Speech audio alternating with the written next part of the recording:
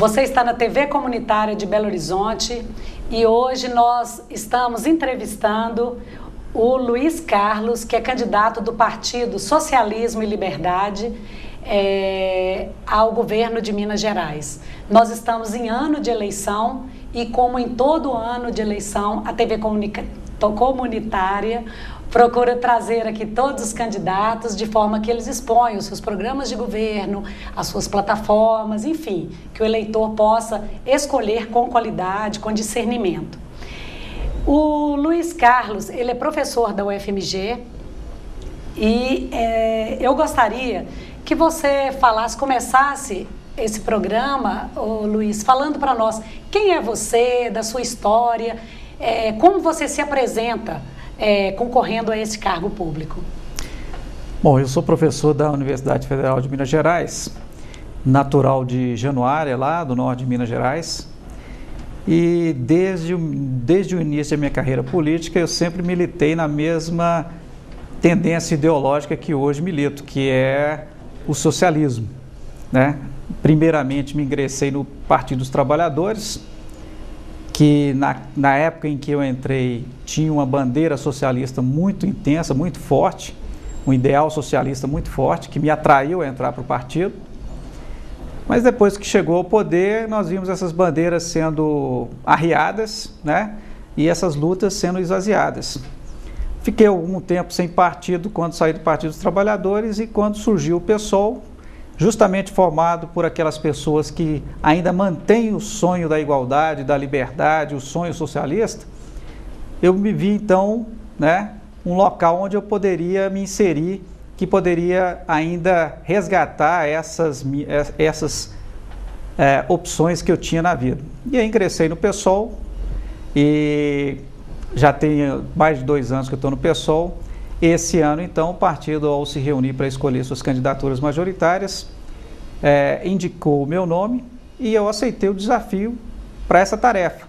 É a primeira tarefa eleitoral, mas que eu recebo com muita satisfação e espero representar muito bem meu partido nessas eleições. Luiz Carlos, eu gostaria de saber o seguinte: por que o cargo de governador? Por que você é o candidato ao governo? Porque você já mostrou a história da sua entrada no Partido Socialista. Eu gostaria que você focasse, né? É muito importante essa informação. Por que governador, candidato a governador? Aí começa a primeira diferença do nosso partido, Partido Socialismo e Liberdade, em relação aos outros partidos políticos que disputam essas eleições.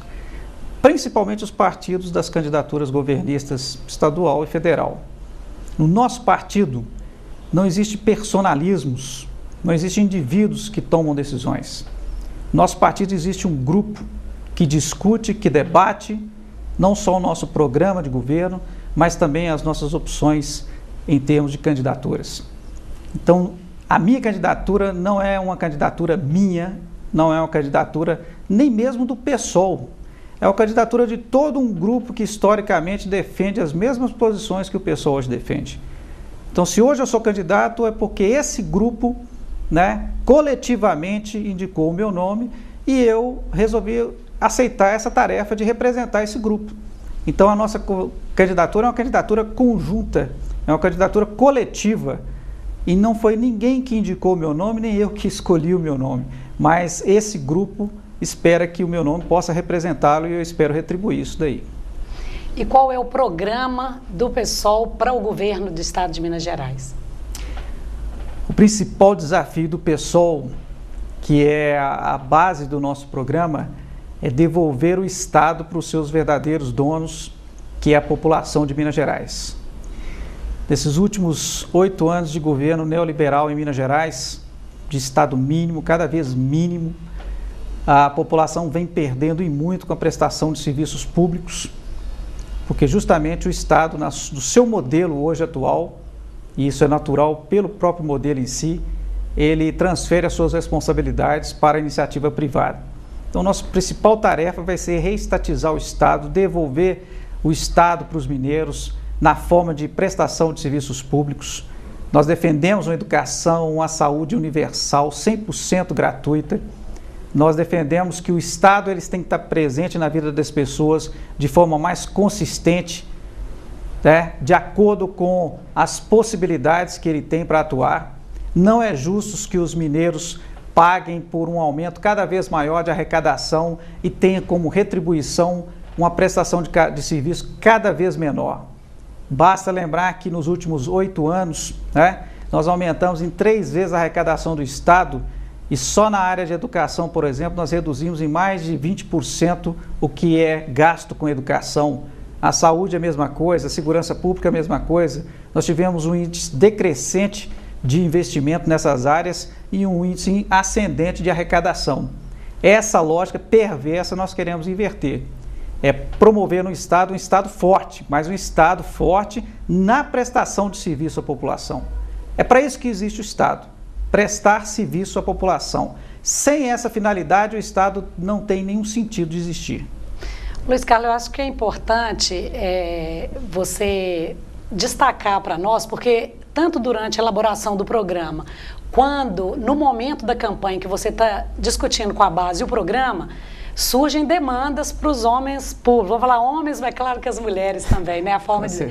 Para essa pessoa que se coloca como candidata em um agente público tão importante que é o agente político.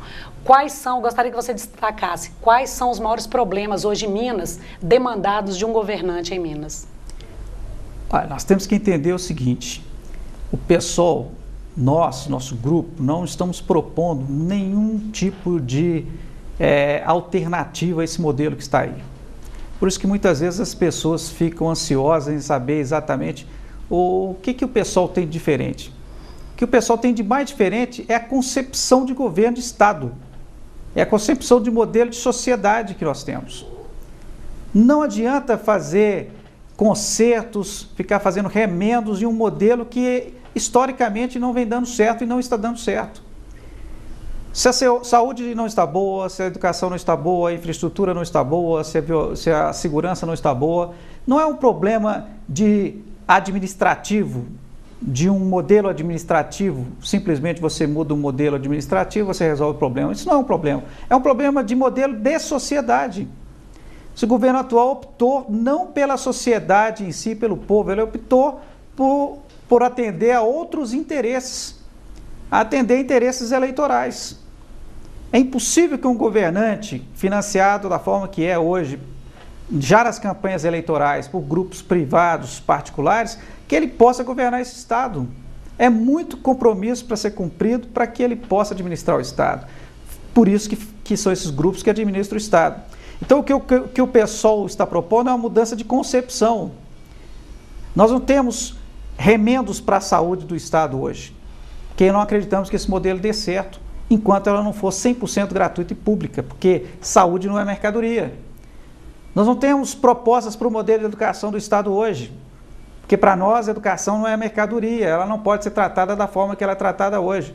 Então, enquanto não mudarmos a concepção, que é o que nós estamos propondo, não adianta ficar propondo tarefas individuais, pontuais para resolver os problemas. Enquanto nós não tivermos justiça social, respeito à cidadania, não se resolve o problema da violência. Não adianta gastar fortuna com aparato de segurança, que no Estado de Minas não é nem segurança, é repressão. Então, tudo passa por uma mudança de... Isso é socialismo. Isso é o que nós queremos para Minas Gerais. Se você tem medo do socialismo, você tem medo de justiça social, de distribuição de riqueza, você tem medo de que as coisas funcionem de modo a atender a população da melhor forma possível. Sim. Luiz Carlos, né, o candidato é sempre bom, o número também destacar, né, o pessoal, o número 50, né? Então, exatamente. Luiz Carlos. Sempre, no momento das eleições, um dos desafios também é você estar sempre de olho nas pesquisas. E nós vemos que os partidos menores ou que começam a construção de uma nova proposta de mudança enfrentam essa dificuldade. Eu gostaria que você falasse para nós como você vê as pesquisas eleitorais e qual a relevância disso numa campanha e como você pensa isso, né, como cidadão e também como candidato. Desde a redemocratização do Brasil, nós nunca tivemos um processo eleitoral tão antidemocrático como o que nós estamos vivendo hoje. Os espaços de discussão política praticamente se esvaziaram e viraram apenas propaganda. Hoje não existe nem comícios mais onde o candidato fala para a população como falava antigamente. Hoje, simplesmente, eles representam um personagem no horário político, feito por trás de uma superprodução, né? Um horário que não é gratuito, porque você tem que pagar a produção, que é cara, né? As emissoras elas recebem a compensação do governo para poder ceder esse horário, então não tem nada de graça. Além da desproporção do tempo que existe para poder você vincular suas propostas. E quando se fala em pesquisa, as pesquisas chegaram ao fundo do poço, dentro do processo eleitoral. Elas hoje não representam nada em termos de debate e discussão política. Elas representam simplesmente uma disputa de poder. E você que até então duvidava que pesquisa eleitoral existia nesse estado, no Brasil, não duvidem, ela existe. As pesquisas existem, as pessoas são entrevistadas. Só que vocês têm que entender como que isso é feito. Vou dar um exemplo para vocês. Essa semana mesmo eu tive um membro da minha família, uma irmã, que foi entrevistada por um instituto de pesquisa. O entrevistador chegou para ela com uma lista com 3 nomes de candidatos a governador. O do PSDB, o do PMDB e do PV. E perguntou para ela, desses 3 candidatos listados, a senhora vai votar em quem? Ela tomou um susto, porque o candidato dela, né, não estava na lista. Agora você imagina isso sendo feito no estado inteiro, né? Essa completa indução das respostas no processo de pesquisa. Ele não vai aparecer, nunca vai aparecer na pesquisa mesmo, né? Não, porque a mídia ela já escolheu quem são os candidatos que defendem os seus interesses. Por que ela define, por exemplo, como os principais meios de comunicação, as TVs, que 3% como limite? Porque no início da eleição ninguém tinha 3%. Porque se alguém tivesse 3%, ela colocava 5%. E depois ela controla para que ninguém chegue a essa porcentagem de voto, de intenção de voto. Porque se nós alcançarmos 3% de intenção de voto, ela vai ter que dar o mesmo espaço que dá para os outros candidatos. Então ninguém pode chegar naquele patamar. Aí o que acontece? Se eventualmente o professor Luiz Carlos, né, depois das eleições, apura-se os votos, vamos imaginar que ele tenha alcançado 10% dos votos, aí já é tarde. Um candidato já foi eleito, os outros já perderam, a população já foi iludida de que o professor Luiz Carlos não tinha chance, e a população então ficou sem opção. Não adianta mais reclamar depois do processo. As pesquisas eleitorais hoje, né, com tantas distorções que nós estamos vendo aí, perderam completamente a credibilidade. E nós estamos falando de pesquisa de intenção de voto, que estão sendo transformadas em pesquisas de voto. Ninguém apertou as teclas da urna eletrônica ainda, ninguém confirmou nada. Como que uma pesquisa pode definir quem já foi eleito nesse país, nesse estado? Tem candidato dizendo aí que o seu candidato a presidente ou a sua candidata já está definida, já está eleita, não tem mais o que discutir. Então vamos acabar com o processo eleitoral, contratar um instituto de pesquisa, fazer uma pesquisa, é mais barato, não gasta menos, e definimos quem vai ser os realmente eleitos. Se a democracia está dirigindo-se para esse absurdo. Nessa situação, então, eu gostaria que você falasse qual o sentido, então, dessa eleição e da participação do PSOL nessa eleição de 2010, diante de mais essa dificuldade que você apresenta para nós. Qual o sentido das eleições e desse debate que você coloca também como um problema, quer dizer, um espaço limitado de debate? Qual é o sentido, professor Luiz Carlos? O sentido é justamente fazer o que eu estou fazendo, mostrar para a população o que está por trás desse modelo político eleitoral que nós temos, mostrar para a população que existem opções dentro dos nossos pequenos espaços, como esse espaço, que é um dos poucos espaços democráticos que nós tivemos de debate político, né? Nós temos a opção de dizer à população, não desistam, não percam a esperança, porque existem ainda pessoas sérias, pessoas honestas, pessoas que acreditam ainda que é possível uma sociedade melhor, que se não fosse o PSOL, se não fosse outros partidos nessas eleições dando o seu recado, a desesperança seria maior do que a já existente hoje na população. A população se sente completamente desamparada, sem opções, porque muitas das suas ilusões foram perdidas devido a outros partidos e outros políticos que decepcionaram a população. Então, eu acho que se não fosse nós hoje na eleição, praticamente a população ia ter certeza de que ela não teria mais opção de uma sociedade melhor. Eu acho importante esse ponto que você coloca. Acho que seria interessante você nos contar e até apresentar aí para os seus, todos os eleitores, em Minas Gerais, qual é o comportamento político da sociedade hoje, já que nós acreditamos na política como um espaço mais eficiente para a construção de uma sociedade mais justa. Então, eu quero que você fale como a sociedade está se comportando. Você já começou a falar, mas eu gostaria que você destacasse este aspecto, como ela está se comportando nessas eleições. É claro que é um conceito muito geral, a sociedade, mas o que você tem visto por aí nesse fenômeno de eleições 2010? Ótima pergunta, porque geralmente me perguntam, existe espaço para o socialismo hoje em dia? O socialismo tem ainda vez? Não é uma coisa utópica, ultrapassada? Por que vocês ainda defendem esse modelo? Eu, apesar de alguns poderem até não concordar, alguns socialistas, mas eu acredito que a sociedade, por si só, ela já é socialista. Ela sempre foi socialista. Quando a gente vê todas essas organizações sociais, essas entidades que se organizam por conta própria, justamente para fazer o papel que o Estado não faz, todas essas entidades que se organizam da sociedade civil, que propondo soluções, identificando problemas, tomando um espaço que o Estado não ocupa, aí nós percebemos que elas estão fazendo o quê? Estão fazendo socialismo real, na prática, hoje. Socialismo não é algo que nós vamos implementar, não, é algo que está em construção. O que nós temos hoje é um governo e uma economia capitalista, perversa, que não permite, não dá a menor chance à sociedade para que ela possa realmente dar uma resposta mais justa para os seus problemas. Então, o que nós temos hoje no nosso país, no mundo como um todo, é a sociedade sendo sufocada por um modelo que ela mesma não acredita, não quer. Ninguém quer um país, um Estado que não seja sustentável ambientalmente, que não seja justo. Todo mundo deseja isso.